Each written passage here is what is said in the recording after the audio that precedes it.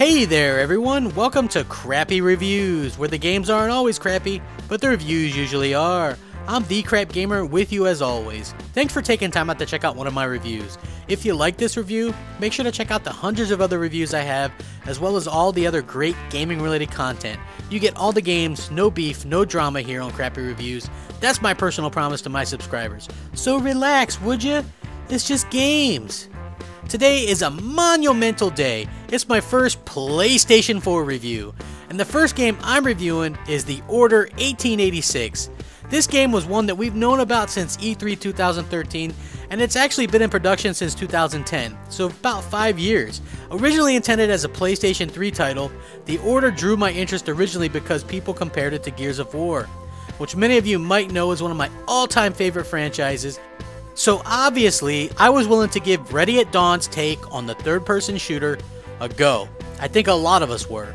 Graphically, it's stunning to look at. Top 5 easily for this generation in my opinion.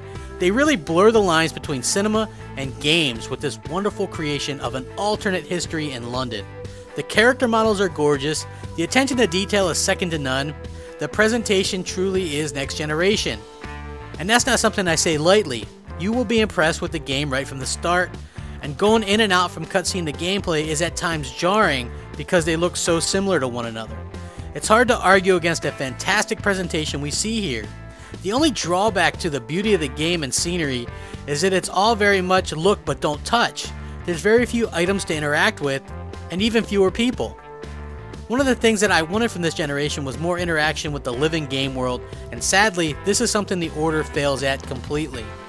If the presentation and graphics are the strong point of The Order, the gameplay is definitely the weakness. If you went into the game expecting a lot of gunplay and huge involved boss fights, you're going to walk away greatly disappointed. A lot of the gameplay involves walking around, literally.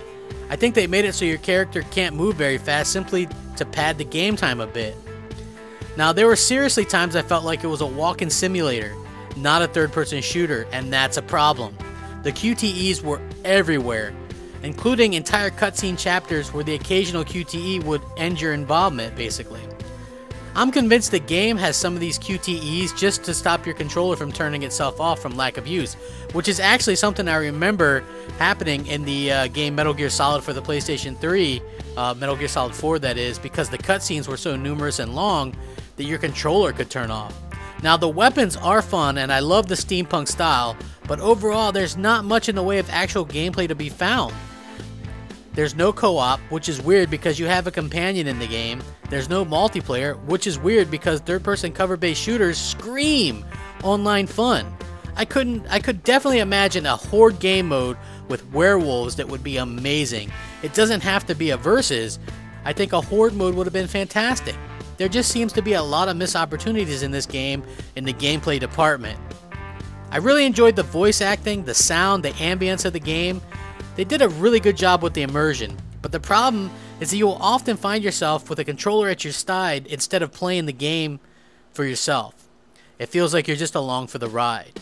The Order 1886 is set in an alternate history of London where an old order of Knights of King Arthur's Round Table keep all the world safe from half-breed monsters, who are obviously a combination of animal and man, hence the werewolf baddies. And you've seen all these werewolves in the previews and things like that about 1,000,000 times now.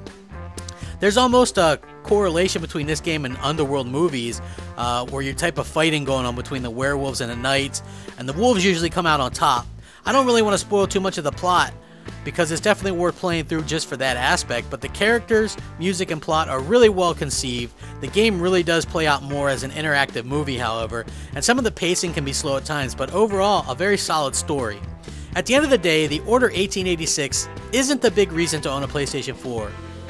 Now, it'll be a solid game for some, a point of defense for console wars for others, but the truth of the matter is that it's a beautiful game with minimum gameplay, no replay value, and what feels like a missed opportunity at every turn. They leave the game open for sequels, but the first game feels unfinished in and of itself, so I'm not too sure if many people are going to be willing to bite on this being a major franchise just yet. In my opinion, it's a rental at best, as it can and almost surely will be completed in under 8 hours, no matter how bad you are at the game or how slow you move. The Order 1886 gets an average 6 out of 10. Please remember to comment, rate, subscribe, and rack 'em up. Thanks for watching, everyone. Crapgamer, out.